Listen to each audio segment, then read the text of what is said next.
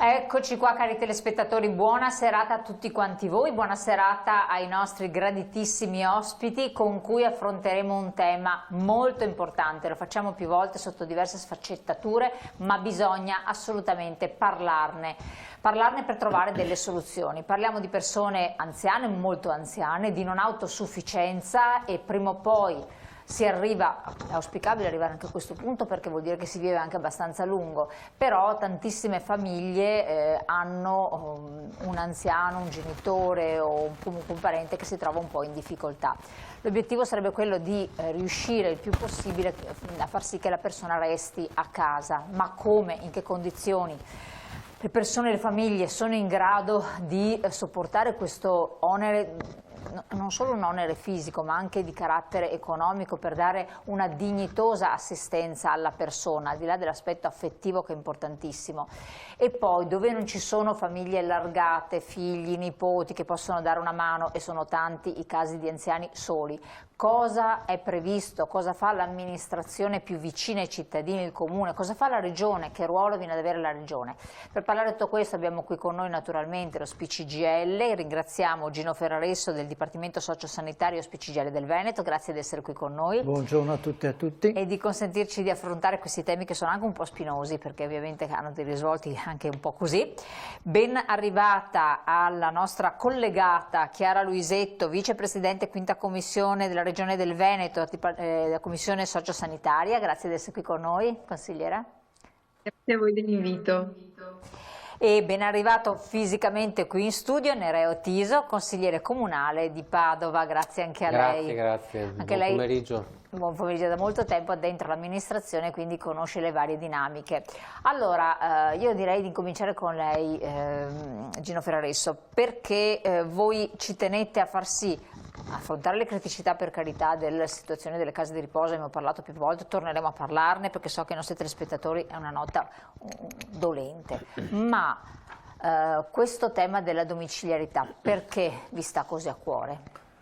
Allora, all'inizio è utile dare qualche numero, tanto per inquadrare il tema. Allora, noi stiamo parlando di una popolazione anziana che è 3 milioni e 8 a livello nazionale di persone non autosufficienti. Abbiamo invece nel Veneto ultra 65 anni. Certo. Nel Veneto noi abbiamo poi 1,2 milioni di persone che hanno oltre 65 anni, di questi circa 277.000 sono anziani non autosufficienti, quindi vuol dire un 23% quasi di popolazione anziana non autosufficiente. E queste persone, queste 277.000 persone che sono a casa, non autosufficienti a casa, abbiamo altri 30.000 circa persone non autosufficienti che invece sono ospiti di strutture residenziali. Facendo un po' per finire i numeri, queste persone che sono a casa, quindi i 277.000 non autosufficienti del Veneto, circa 100.000 sono assistiti da assistenti familiari, di cui il 60% non in regola e il 40% in regola.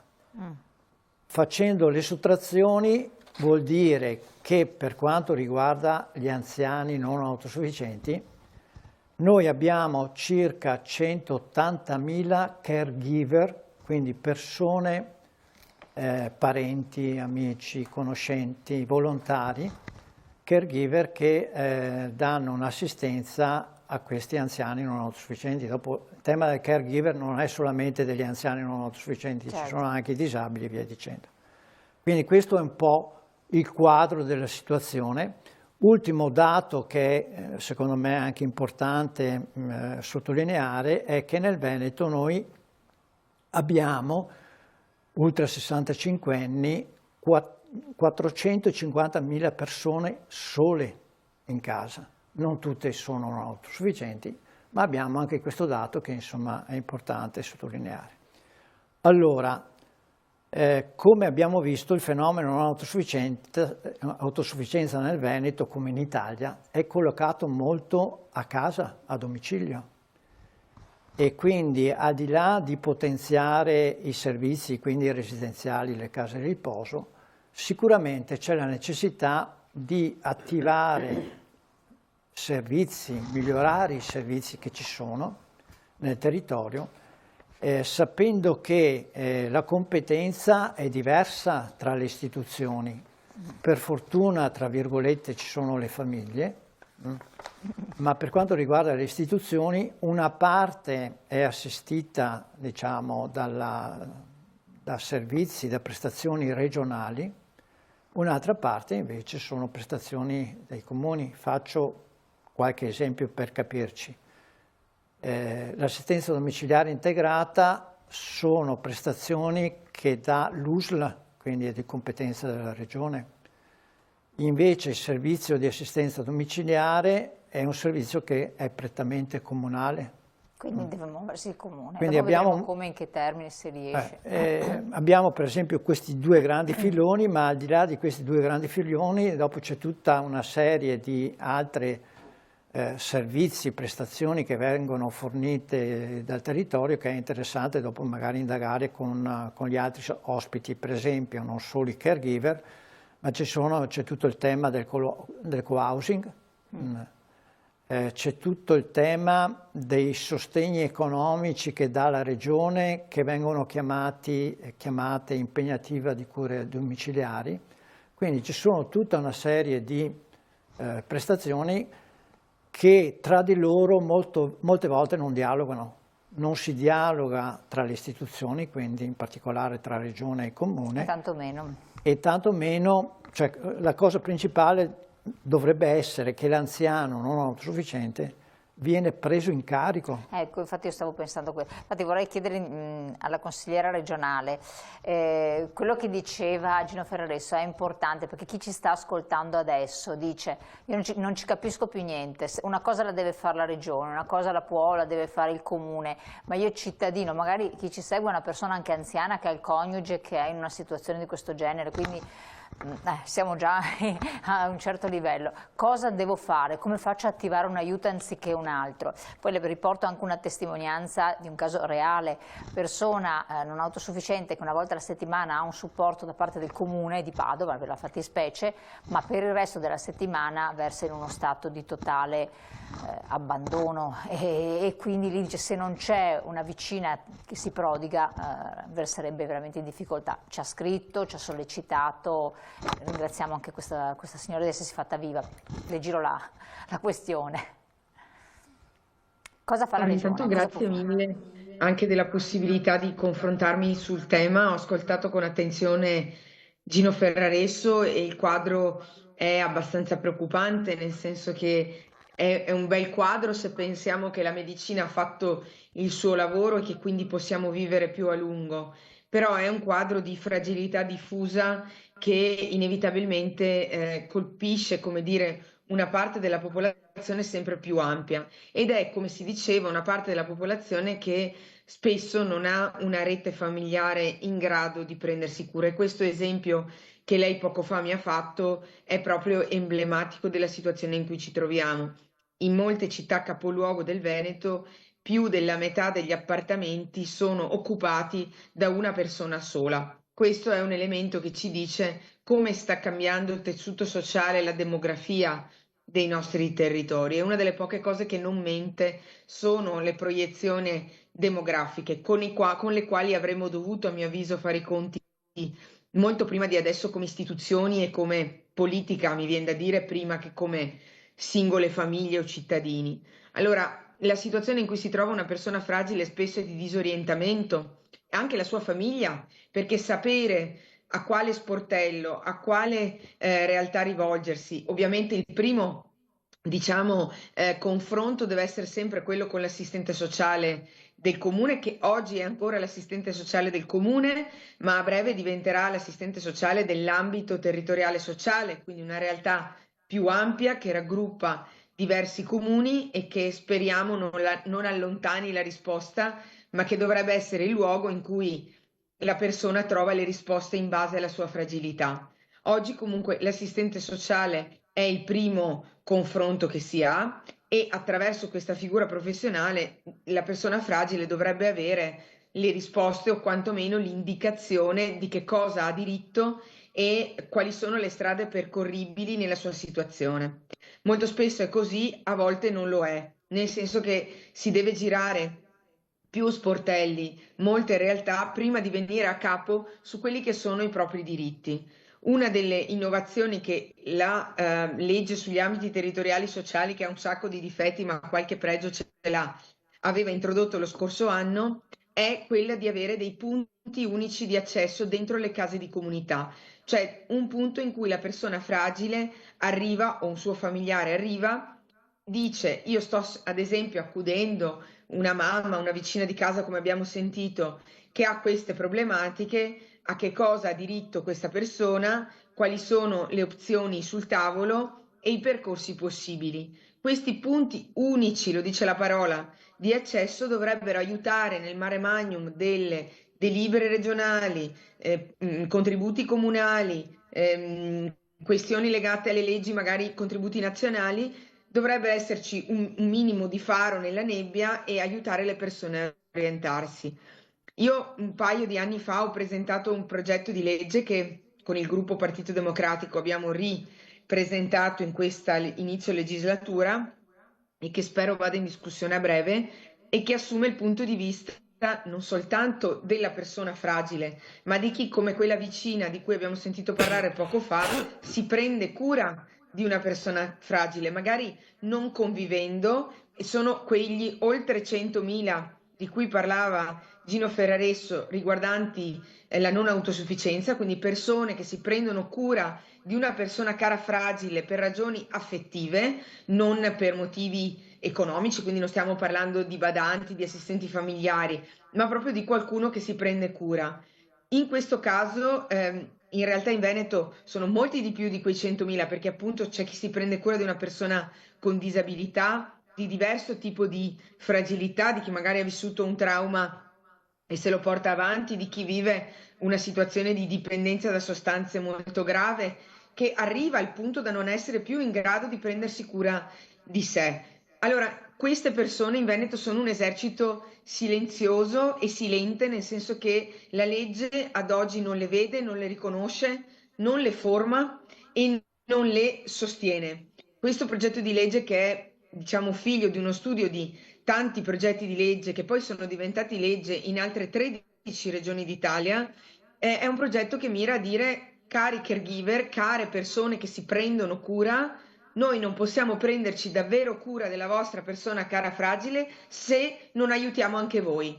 Qualche tempo fa una signora mi prende un braccio, eravamo all'inaugurazione di un caffè Alzheimer a Torri di Quartesolo, mi dice: io ho una settantina d'anni, mio marito è già malato di Alzheimer da 3 anni, se voglio andare dalla parrucchiera mi devo alzare all'alba, devo chiedere alla mia vicina che dia un occhio e devo sperare che lui non esca di casa prima che io rientri. Questa è la vita quotidiana di tantissime persone, a volte loro stesse anziane, che si prendono cura di una persona cara fragile. Allora, questo progetto di legge, che io spero diventi legge, parte dal presupposto che dobbiamo informare per non far fare confusione, non disorientare queste persone. Dobbiamo informare chi si prende cura, dobbiamo formarlo non perché si sostituisca ai servizi, ma perché vive la quotidianità in casa. Poi sui servizi possiamo dire molto, soprattutto sull'assistenza domiciliare, per la quale ci beiamo di essere diciamo, a quel 10% che era l'obiettivo richiesto dal PNRR per non chiederci indietro le risorse, ma parliamo di qualche ora a settimana, quando va bene, di assistenza alla persona, all'igiene, al supporto quotidiano. Questo vuol dire che tutto il resto del tempo la persona fragile è in carico a chi se ne prende cura. Spesso i caregiver sono donne tra i 40 e i 65 anni che fanno i salti mortali per provare a tenere insieme lavoro e vita familiare e che cercano di prendersi cura magari di un genitore fragile o di un parente fragile.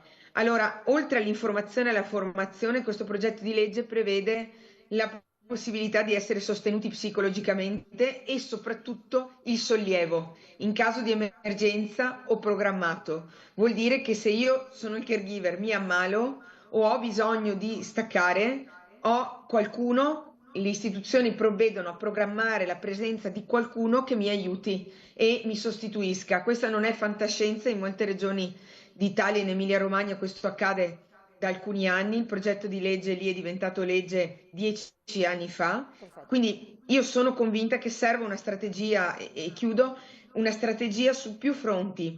La domiciliarità che va sostenuta sia con servizi più consistenti, ma anche aiutando chi ogni giorno si prende cura. Le strutture intermedie sono state chiuse le lungodegenze, non abbiamo filtri. Consigliera, la interrompo un attimo perché sennò tiriamo fuori tantissime cose e poi chi ci segue non riesce più a venirne a capo. Allora, io la prendo su un punto e chiedo e giro qui la patata bollente, ma lei stile sempre con noi, al consigliere Tiso. La consigliera ha parlato dei PUA, cioè punti unici di accesso nelle case di comunità. Adesso andiamo in pubblicità qualche secondo. Lei concretamente mi dica se Padova ci sono queste entità, queste case di comunità dove si trovano e se ci sono questi punti unici d'accesso. Peti, la lascio per i nostri telespettatori, restate con noi perché adesso entriamo sempre di più nel merito per trovare delle possibili soluzioni. Tra poco. Allora, con la consigliera Luisetta abbiamo accennato al discorso che ci possono essere dei punti unici d'accesso, i cosiddetti PUA, delle case di comunità.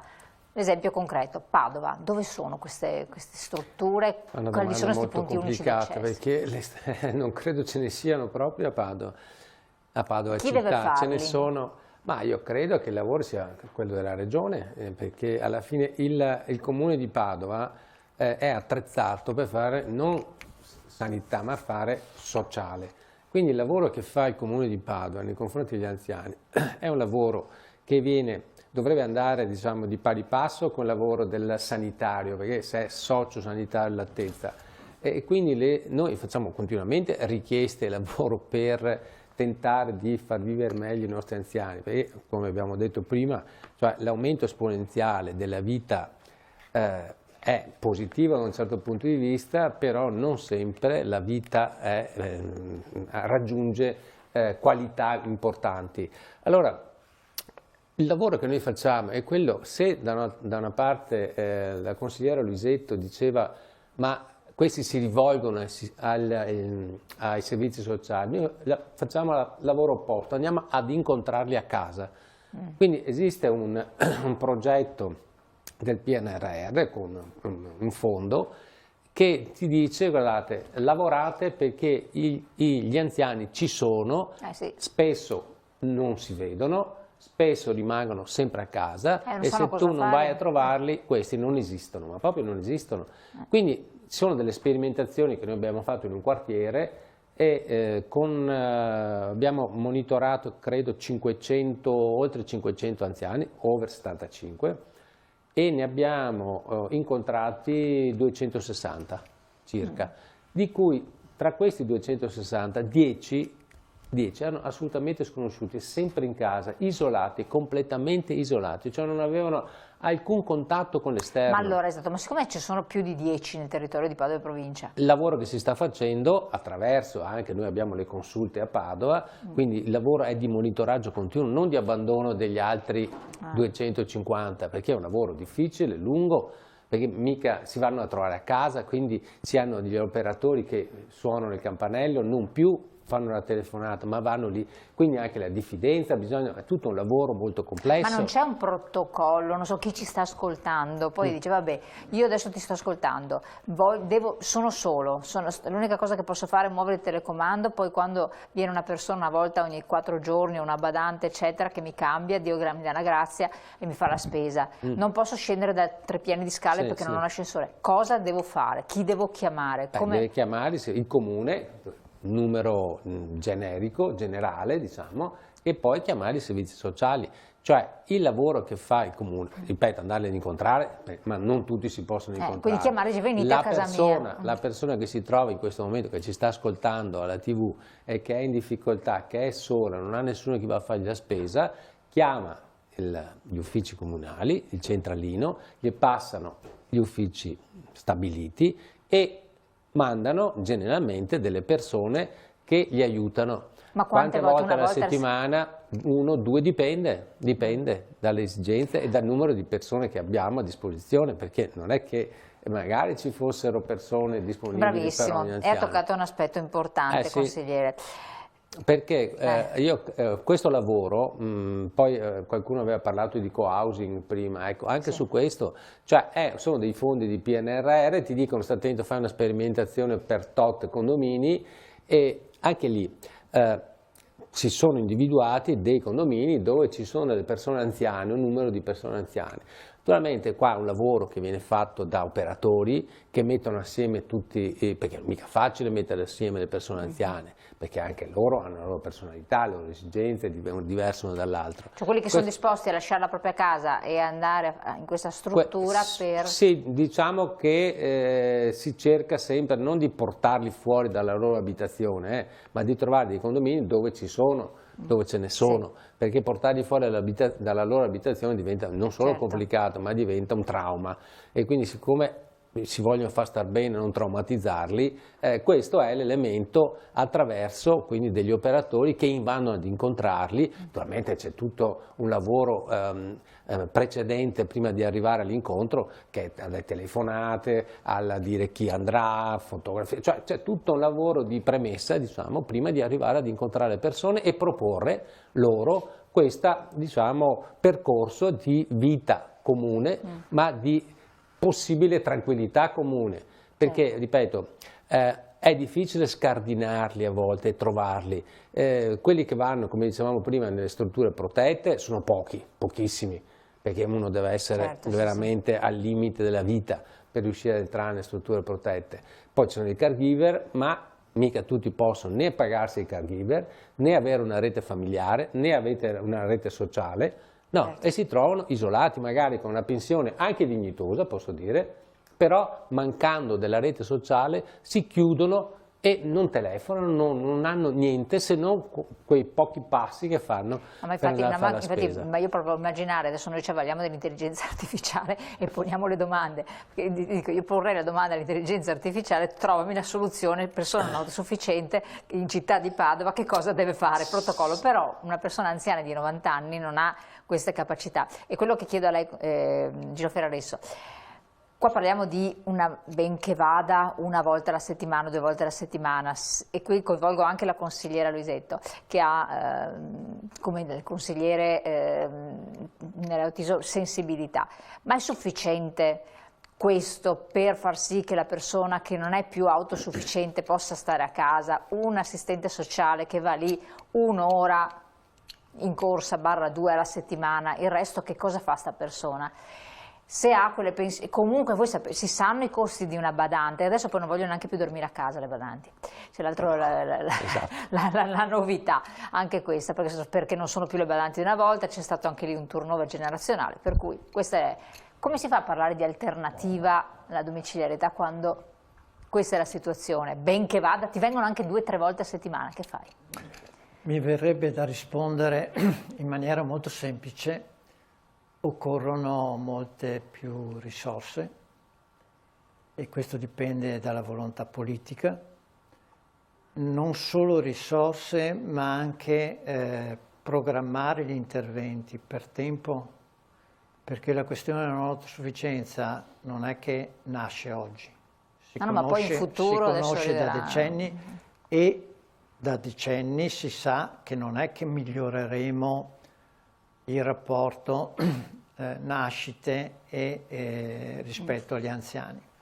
Allora bisogna intervenire quindi con delle scelte politiche, con delle risorse economiche, con del personale, ma anche facendo uno sforzo di programmazione e di integrazione, perché io ho iniziato tutto il mio ragionamento dicendo che ci sono diversi interventi, anche, come dire, eccellenti, come ha appena detto il consigliere del Comune di Padova, che bisogna naturalmente moltiplicare.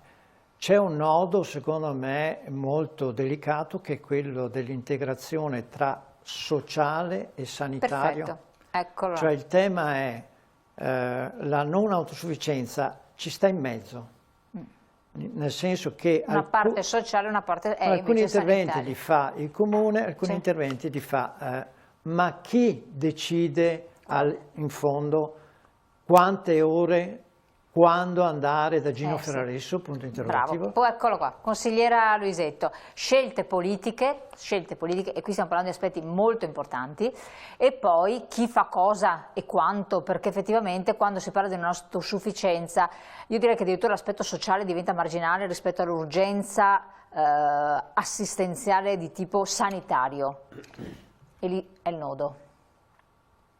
Sì, è così, nel senso che da un lato, per riprendere i ragionamenti di prima, i punti unici di accesso, quindi dove sapere dove rivolgersi anche in situazioni di grave non autosufficienza, non sono ancora attivati, la legge li prevede, ma le case di comunità sono ancora in completamento e questi punti unici di accesso sociali e sociosanitari saranno il punto di incontro delle risposte alle persone tra il comune, anzi tra gli ambiti territoriali e la regione. Ma questi non sono ancora attivati. Quello che oggi vive chi ha una grave non autosufficienza è una situazione in cui non può più spesso stare neanche più in casa, cioè noi abbiamo diversi gradi di fragilità. C'è l'anziano parzialmente autosufficiente che, come si diceva, ha bisogno di più cure a livello domiciliare. E qua sottolineo il caregiver, chi se ne prende cura, non è assolutamente a pagamento. Stiamo parlando di familiari, di persone che si prendono cura che oggi non sono visti, non sono sostenuti. Poi c'è chi ha bisogno di un aiuto maggiore e poi c'è chi ha bisogno della struttura, perché quando arrivi ad essere gravemente non autosufficiente, non puoi pensare di essere movimentato, alimentato e curato anche nell'igiene a casa. Spesso le persone che si prendono cura non ce la fanno più o spesso, come abbiamo detto, si parla di persone sole. E qua casca il palco, perché in casa di riposo noi oggi troviamo persone gravemente non autosufficienti. Quando prima dicevo manchino di pezzi in questo sistema, quando hanno chiuso le lungodegenze, quelle persone non sono sparite. Chi aveva una cronicità non poteva tornare a casa perché non aveva nessuno che si occupava di loro. Che fine hanno fatto? Sono finite dove si è potuto, in casa di riposo. Solo che oggi le case di riposo sono sempre più dei piccoli ospedali in cui tu arrivi e sei già gravemente non autosufficiente, ma prima sei rimasto a casa in carico alla famiglia che magari nel frattempo ha visto un figlio perdere il lavoro perché non ce la faceva più a star dietro alla famiglia, ha visto una rinegoziazione delle relazioni, una difficoltà a tenere insieme le famiglie stesse che spesso vanno in crisi sotto il peso dell'assistenza. Quindi certamente servono risorse, ma serve anche organizzare il sistema. Faccio un esempio. Mi è capitata una famiglia dove un signore di 58 anni ha avuto un esordio giovanile di Alzheimer, pesantissima, una situazione difficilissima. Non esistono centri diurni per persone giovani con Alzheimer, che si stanno peraltro moltiplicando. Quindi è tutto in carico alla famiglia. Allora, perché dico che serve un'organizzazione? Perché lo scorso anno la Regione ha stanziato 60 milioni di euro per una sperimentazione nelle case di riposo. Questi soldi non sono stati dati alle persone fragili per abbassare la retta o non sono aumentati il numero di posti disponibili, tutte e due cose di cui avremo bisogno, costi più bassi e più posti in case di riposo. Sono stati dati ai gestori delle case di riposo, alcuni, non tutti, in maniera un po' strana, ecco, mettiamo così. Quindi a volte, con questo volevo dirvi, a volte le risorse ci sono, però bisogna spenderle con obiettivi chiari e soprattutto vedendo com'è cambiato il bisogno, provare a cambiare le risposte che diano vita, respiro, dignità, soprattutto a chi è fragile e anziano. Chiaro, mi interrompo un attimo, dopo do la parola al consigliere Tiso a questo riguardo. Ha toccato costi più bassi anche delle case di riposo, questo è un altro aspetto caldissimo. Costi e case di riposo? Per le famiglie, costi. Beh, perché alla fine, secondo me, tirando una riga è sempre un problema di soldi. tira, adesso le do la parola buttata là, ma ne parliamo tra pochissimo. Okay. Tra pochissimo andiamo in pubblicità qualche secondo, poi torniamo insieme. Rieccoci qua insieme. Nero Tiso, consigliere, c'è un aspetto che è stato toccato anche dalla consigliera Luisetto, è molto importante, è quello dei costi da sostenere per una famiglia. Allora, sono costi se stai a casa, sono costi perché alla fine, fatti due conti, una persona che ha la casa in proprietà, ipotizziamo perché non parliamo dell'affitto, diventa mortale, che deve sostenere le spese condominiali, le bollette, deve mangiare, deve pagarsi i ticket, i farmaci. Consigliera regionale, non ho parlato delle liste d'attesa per potersi fare una visita specialistica, perché questo è un capitolo vabbè, che ne dobbiamo parlare assolutamente perché è una vergogna sacrosanta. Non parliamo di questo, quindi fa la visita privatamente perché sennò fa tempo a morire prima che venga chiamato dal CUP per andare in lista d'attesa, quindi uno muore nel frattempo, o per farsi una cataratta che vuoi 2 anni, vabbè. Detto questo, ti resta poco e se lo devi dare anche a una badante in regola, mi viene da ridere, non ce n'è. Anche questo è un altro aspetto. Se entrare in casa di riposo è l'alternativa, perché vendi la tua casa, vai dentro ma non c'è posto, oppure i costi che sono aumentati, come diceva. Cosa si presenta? Entrare in una casa di riposo, dicevamo, è difficilissimo e uno deve essere moribondo o quasi, insomma. Moribondo. Ecco, perché i tempi, ne discutevamo prima, di permanenza media sono 9 mesi circa, insomma, quindi la persona quando arriva lì è già messa molto male, diciamo, ecco. D'altro canto il costo di una badante, chiamiamola così, o assistente domiciliare, è un peso, e quindi se l'anziano che ha una pensione da 1.200 euro, ecco, facciamo una cifra, non ha una rete che possa aiutarlo economicamente, cioè i figli, tanto per essere chiaro, magari hanno già i loro problemi, che hanno già i loro problemi, è molto difficile, molto difficile.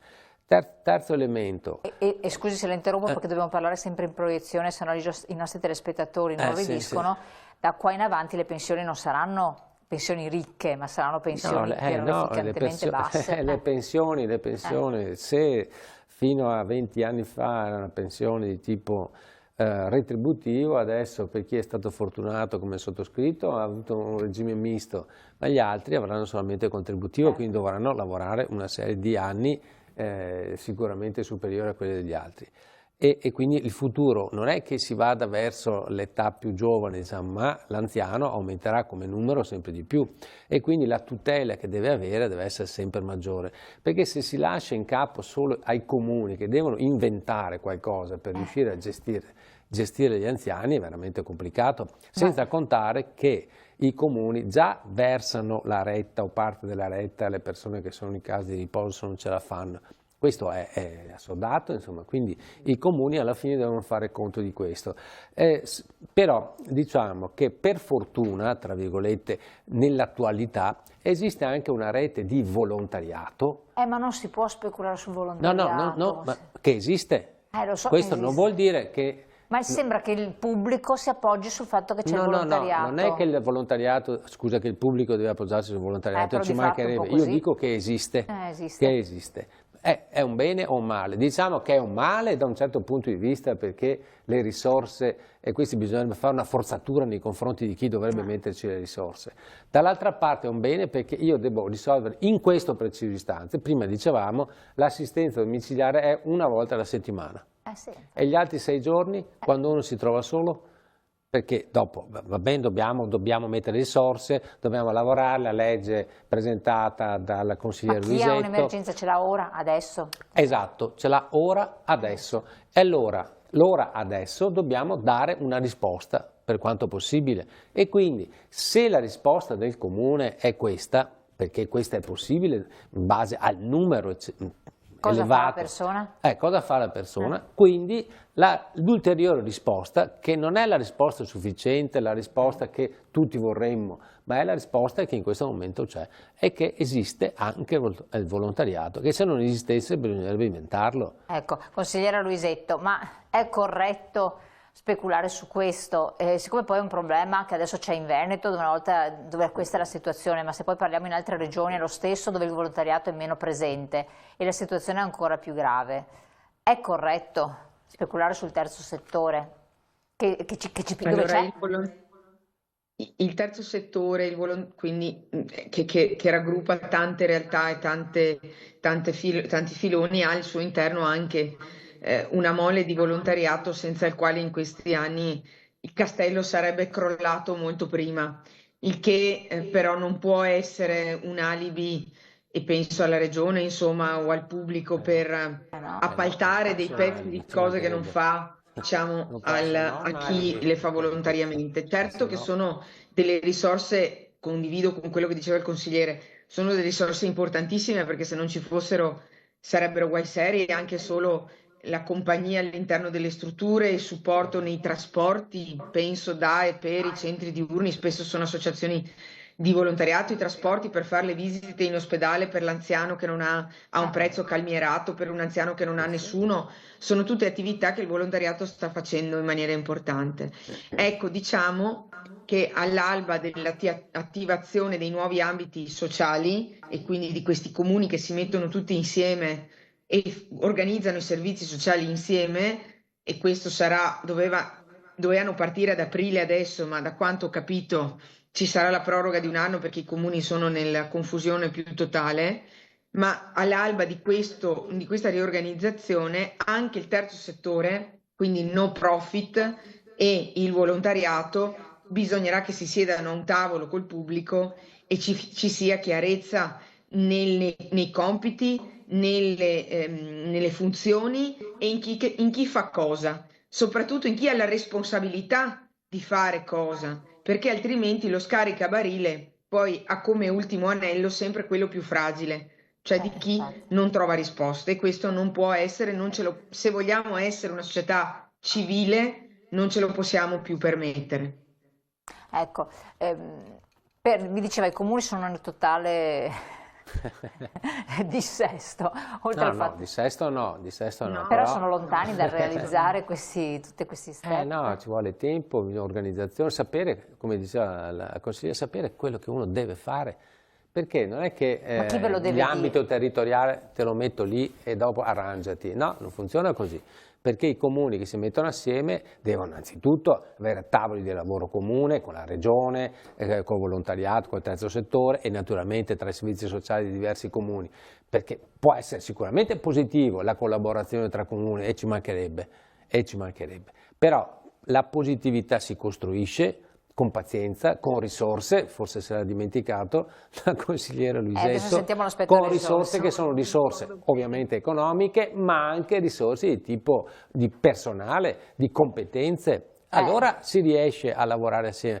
perché altrimenti si fa una chiacchiera al momento e dice ma adesso già dobbiamo aspettare l'anno prossimo, perché i comuni sono là, sul chi va là non sanno bene da che parte E parare. intanto il cittadino non sa dove girarsi. Sì, e quindi perché questi servono per dare risposte alle persone di cui abbiamo parlato finora, non è ad altro, e quindi se chi deve dare risposte non ha chiaro come muoversi, fa dei progetti intanto come ha sempre fatto, come va però non sono più avanti con la sufficienti. forza della sua capacità, competenza, va a vedere i progetti, cerca risorse, cioè si fa così di solito all'interno dei comuni, oltre a risorse proprie, e per risorse vuol dire che i comuni tutti proporzionalmente hanno una spesa elevatissima per i servizi sociali, elevatissima. Riparto servizi sociali, non sanitari. Certo, no, infatti dopo, consigliera, risorse che servono, e io devo anche, le ho accennato, ma prima che lei ci lasci devo sottolineare il tema perché ci tengono tanto i nostri telespettatori anziani e anche no. Quello delle liste d'attesa deve essere risolto, ma è un problema ancora che grava, sa perché è pesante? Perché più che mai l'anziano non ha una vita davanti da aspettare di essere chiamato, ha poco tempo e non è possibile che debba attendere una chiamata utopica ad orari assurdi di una lista d'attesa infinita. Cioè questo è demotivante per la persona Veramente avvilente. non sa come raggiungere. Come? E magari in ospedali lontani che non sa come raggiungere perché nessuno lo può accompagnare. No, il tema risorse è centrale, gli stessi per quanto riguarda la parte sociale e anche per quanto riguarda quella sociosanitaria e sanitaria. Come diceva il consigliere, non è che perché c'è l'ambito allora impariamo tutti a lavorare insieme e a organizzare tutto insieme. Quando abbiamo contestato questa legge, che pure serviva e può essere un'opportunità, abbiamo contestato il fatto che ai comuni non sono state date le risorse che dovevano, mentre altre regioni hanno messo non poco sugli ambiti territoriali, hanno dato forze, quindi c'è un tema di scelta politica. Siccome la coperta ha una fine, decido dove mettere le risorse. So che se le metto da una parte, le tolgo da un'altra. Spesso il sociale non è stato il luogo in cui sono state messe, ma quello da cui sono state tolte pensando che i comuni in qualche modo avrebbero assorbito, ma i comuni non ce la fanno più, quindi anche la regione ha una responsabilità chiara.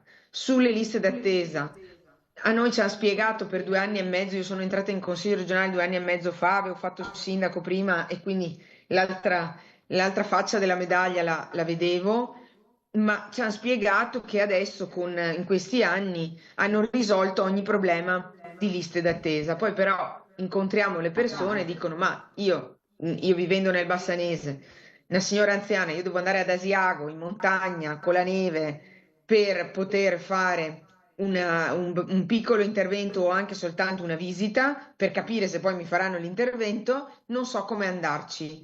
Il pullman non ferma neanche davanti all'ospedale, l'autobus, e siamo nella situazione in cui uno non si riesce a muovere. Quello che si diceva prima, non è che No, ma è io lo indifferente interrompo, se ha ma non, 82. sì.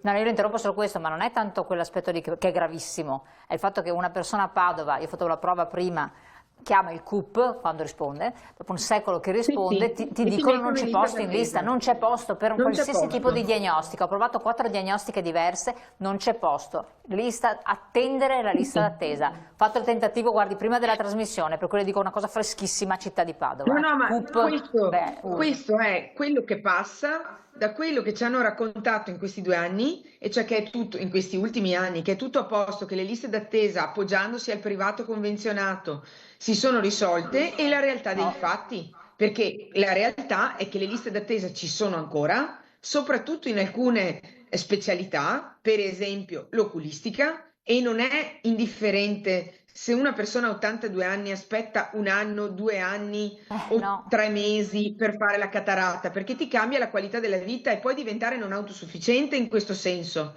Quindi è un tema enorme, e quello delle liste d'attesa si risolve in 2 maniere, a mio parere. Il primo, investendo sul personale pubblico. Investendo vuol dire togliendo quel tetto spesa personale che il governo Berlusconi nel 2009 ha messo e che impedisce di pagare di più medici e infermieri. Questo è un tema importantissimo, secondo me. E il secondo elemento è riorganizzando internamente le ULS, cioè le direzioni sanitarie, sociosanitarie, amministrative. Come funziona la macchina dell'ULS? Non può essere scelto per filiera, deve essere scelto per competenza e meritorietà. Questa cosa qua è quella che sta scoraggiando il personale pubblico a volte a restarci nel pubblico, e quindi se ne va nel privato, dove magari trovo la visita in 3 giorni pagando, perché nel pubblico devo aspettare 6 mesi. Ma Questa pagando. cosa qua va risolta alla radice. Certo, però il cittadino si aspetta che venga risolta prontamente. Dopo darò la parola anche a Gino Ferraresso, ma finché c'è la disponibilità della consigliera. A questo punto però bisogna dare delle risposte anche ai cittadini. Le risposte ai cittadini, è un bel problema dare risposte ai cittadini. Cioè lei che è davanti chi rappresenta, per carità, l'opposizione alla regione, però la regione che cosa chiede alla consigliera? No, io chiedo alla consigliera che si faccia una battaglia sulla sanità pubblica, una battaglia ma epica, se vogliamo dire, con i forconi, passatemi questo termine, nel senso che non possiamo più permetterci, perché adesso se qualcuno riesce a stare al telefono, vabbè, si rompe le scatole, ma pensiamo alla persona anziana, che magari fa fatica ad avere anche il telefono, no, la dimestichezza, che deve chiamare, che deve aspettare ore e ore e ore, cioè, e se ha qualche soldo va alla sanità pubblica, perché domani mattina posso recarmi, ma se non ce l'ha e deve andare ad Asiago, come da Bassano ad Asiago per una visita, o da Padova a Schiavonia, tanto per essere chiaro, cioè 40 chilometri, è un problema, perché non ho la macchina, oppure, scusate, mi hanno tolto la patente perché ho una certa età, nessuno mi accompagna, ho la visita lì invece di essere all'ospedale a Padova, cioè una serie di problemi che probabilmente chi sta pensando a gestire la sanità pubblica o non conosce o fa finta di non vedere. Certo, no, ma poi c'è un aspetto... O fa finta di non vedere. Perché cioè, anche noi come comune facciamo quello che possiamo, evidentemente. Vi faccio un esempio, visto che parliamo di sanità. Ci sono degli anziani che vengono ricoverati perché passano per il pronto soccorso, chiamano, vanno al pronto soccorso, rimangono lì 4 giorni e poi vengono mandati a casa. Qual è la differenza? Che questi a casa sono soli. Sì, certo. E quindi se si ammalano, magari dopo 5 giorni chiamano ancora il pronto soccorso perché non hanno tutele. Noi abbiamo fatto un protocollo con il pronto soccorso e ne stiamo seguendo di queste persone. No, perché poi qua si allaccia ad un altro tema, consigliera. Tanto per dire come funziona. Sì. Però voglio dire, sono lavori che si fanno all'interno del comune, ma non c'è una programmazione a livello regionale che abbia senso di questa parola, cioè che ci sia un'idea, a parte le risorse, ma anche l'organizzazione. Perché è questo che manca. Le risorse, se si fa una battaglia, si trovano le risorse, perché insomma in sanità si trovano, non è che bisogna chiedere a chissà chi, si trovano, solo che bisogna gestirle, come diceva la consigliera, basta mettere da una parte piuttosto che dall'altra. Funziona così in poi politica. Che possibilità, Scelte, questione di scelte. Che poteri avete? Perché poi se parliamo di sanità c'è l'altro filtro che sono i medici di medicina generale e lì vanno a pronto soccorso perché il medico di medicina generale non è H24 perché ci sono tante altre cose che non danno supporto al cittadino quando non sta bene. Voi cosa riuscite a fare? La domanda è che poteri abbiamo? Beh, intanto siamo passati da 5 a 10 in questa legislatura su 50, quindi abbiamo un po' più di forze numeriche, però abbiamo il potere del buonsenso, del provare a portare proposte concrete per cambiare questo stato di cose, rompere le scatole, perché purtroppo serve anche questo, far vedere che la realtà non è come ce la raccontano, tutta perfetta, senza nessun problema, ma invece non è essere disfattisti, dire che ci sono i problemi, ma è un modo per provare a risolverli, vederli, perché se tu non li vuoi vedere difficilmente riuscirai a trovare soluzioni per queste persone sole e fragili e soprattutto costruire davvero un'alternativa come dire, a quelle soluzioni di facciata molto molto mediatiche che ci sono state proposte nel tempo ma che nei fatti non stanno aiutando chi è più fragile. Io non sto dicendo che va tutto male perché poi spesso la sinistra è accusata, come mi è capitato di recente, di disfattismo. Io sto dicendo che se i problemi non li vediamo e oggi grazie a voi insomma ne abbiamo tirati fuori 4-5 mi pare belli tosti, se non li vediamo questi problemi non troviamo neanche le risorse e se non troviamo le risorse e l'organizzazione non li risolviamo. Oppure, cosa peggiore, si rischia di trovare le risorse per dare a quel privato convenzionato che pare che ci risolva il problema delle liste d'attesa perché si scarica lì una parte dei tempi d'attesa, ma che stiamo ingrassando in maniera importante. Ovvio, il privato fa il suo lavoro legittimamente. Il tema è che il pubblico deve rafforzare se stesso prima di contribuire, diciamo, a esternalizzare. E invece in questi anni, per una logica perversa, a mio avviso, che aveva un obiettivo chiaro, si è andati a dire, beh, se tu puoi, ti curi, se tu non puoi, aspetti. E questo è inaccettabile ed è uno stato di cose verso le quali una battaglia che si continua a fare quotidianamente, spero smuova le coscienze e soprattutto possa cambiare la politica di questa regione. No, dico, se posso aggiungere una cosa, quando si parla di disfattismo bisogna fare molta attenzione perché nessuno mette in dubbio l'eccellenza dei professionisti che abbiamo. Certo, nessuno lo mette in dubbio, perché se io entro in un ospedale sono curato in maniera eccellente, non dobbiamo mai dimenticare. E anche per difendere i professionisti? Esatto, che si fa in maniera eccellente. Questi sono professionisti che dedicano la loro vita, oltre che la loro professione, a curare le persone, da Padova ad altre strutture. Su questo non c'è dubbio. Un'altra cosa è l'organizzazione della sanità. Questo è un altro pianeta. Cioè perché io se vado al pronto soccorso, a parte le ore che posso aspettare, ma questo è un altro discorso. Però nel momento in cui entro mi trovo di fronte all'eccellenza perché vengo curato, generalmente molto bene. l'altra parte è proprio l'organizzazione della sanità, cioè vedere come io posso entrare, le questioni delle liste d'attesa, la questione degli anziani che non vengono tutelati e via discorrendo, insomma. Cioè, questo è il problema grosso, non tanto l'eccellenza della sanità, insomma, perché c'è molto di peggio, voglio dire, in giro per l'Italia. Certo, Infatti, Molto di peggio. certo.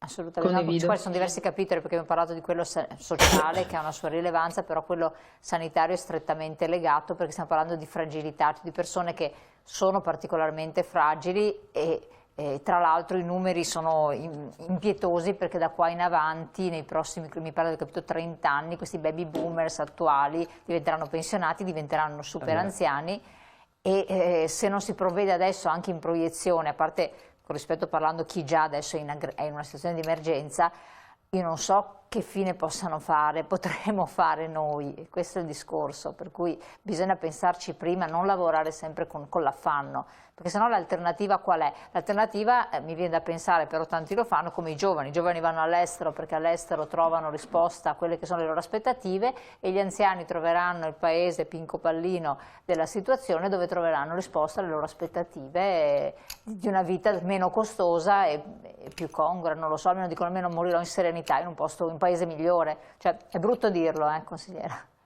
È una sconfitta, penso, per le istituzioni prima che per i cittadini dover ragionare così. Purtroppo se non si vede in faccia ciò che c'è, il bisogno, a come sono cambiati i bisogni, a come si invecchierà nei prossimi 20 anni in questo territorio, già è una sconfitta veder partire giovani che hai formato, per i quali hai investito nell'università, che sono una parte preziosissima di questa regione, già li lasci andare, non crei opportunità qui, se ti rassegni a vedere andare anche seguendo il ragionamento le persone anziane vuol dire che non riesci più ad essere casa, ad essere il luogo in cui una persona vuole invecchiare e vivere, insomma sarebbe una sconfitta tremenda, quindi credo che tutte le azioni organizzative di risorse e politiche in senso pieno e alto della parola politica che si possono mettere in campo, si debbano metere in campo Bisogna assolutamente per farlo. evitare che questo succeda.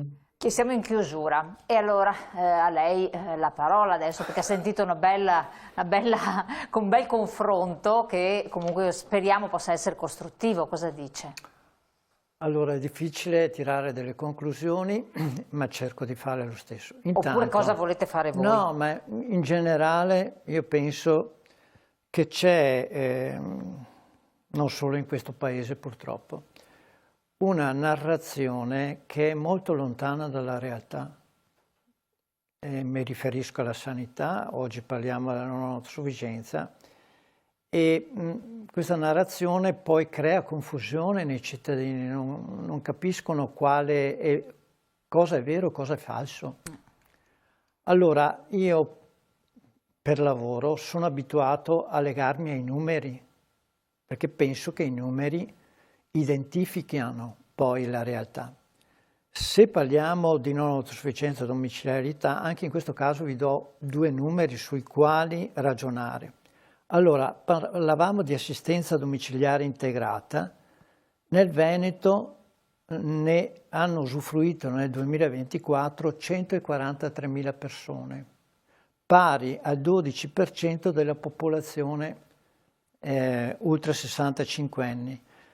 Queste 143.000 persone hanno ricevuto mediamente 6 ore, no al mese, all'anno, per capirci. Servizio di assistenza domiciliare, quello che fanno i comuni, dati vecchi purtroppo, del 2022, ne usufruisce l'1,3% della popolazione, che vuol dire nel Veneto 15.700 persone. Chiaro? Allora, se questi sono i numeri, è un'emergenza. Già adesso. Allora, i numeri ci dovrebbero dire, prendiamo per mano il tema, sapendo che ognuno ha le proprie responsabilità, c'è un tema di risorse grandissimo. Sono scelte, come diceva la consigliera Luisetto, che parte dal livello nazionale a livello locale. Io lancerei, insomma, spezzerei una lancia per i comuni perché anche l'ultima legge di bilancio ha tagliato fondi perché poi sì. è facile caricare i barili, no?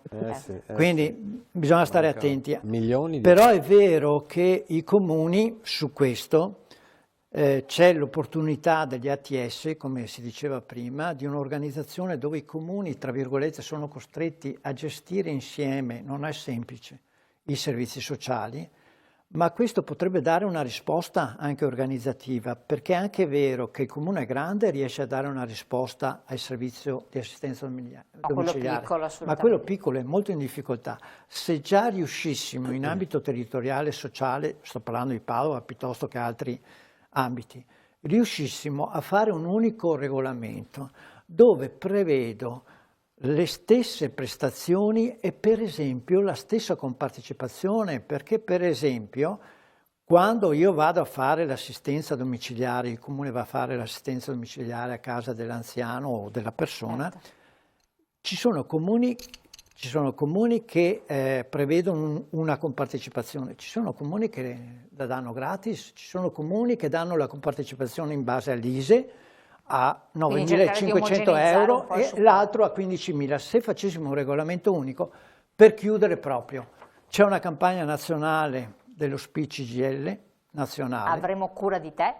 Che è proprio il tema del tema, cioè dovremmo tutti, a partire non solo dal sindacato, ma come istituzioni, come forze politiche e sociali, prendere per mano tutto il tema della non autosufficienza e naturalmente collegato tutto il tema della sanità. Assolutamente.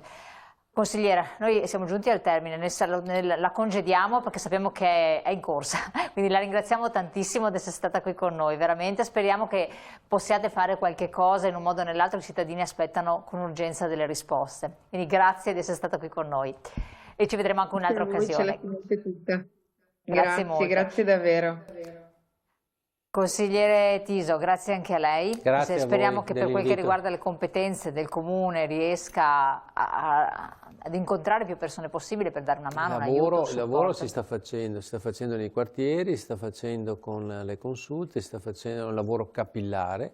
Se in un piccolo quartiere sono stati trovati 500, immaginiamo una città e provincia. Over 75, vuol dire moltiplicato per 10, sono 5.000, ma sono molti di più. Sono molti di più, perché infatti. il centro storico sono molti di più, insomma sono molti di più. Per quel che riguarda il sindacato, grazie allo SPI-CGIL di aver approfondito questo tema, grazie Gino Finaresso di essere stato qui con noi e quindi vi invito, cari telespettatori, sia che siate direttamente coinvolti oppure abbiate familiari, chiamate le sedi dello SPI-CGIL, vi può essere data una mano nel trovare un referente, possa essere il terzo settore, sto pensando all'Auser per quanto riguarda l'accompagnamento, gli assistenti sociali del comune per dare una mano, oppure anche per vedere se la vostra pensione, prendete quel che avete diritto, perché tante volte ci sono i cosiddetti diritti inespressi, cioè soldi che vi spettano, che vi possono aiutare, che se non avete fatto domanda non vi arrivano, e quindi andate a farvi dare una mano, aiutatevi che poi in qualche modo qualcosa può succedere, vero? Grazie anche a voi cari telespettatori di averci seguito, noi ci rivediamo presto, la puntata poi come sempre la potete rivedere su YouTube e sul web.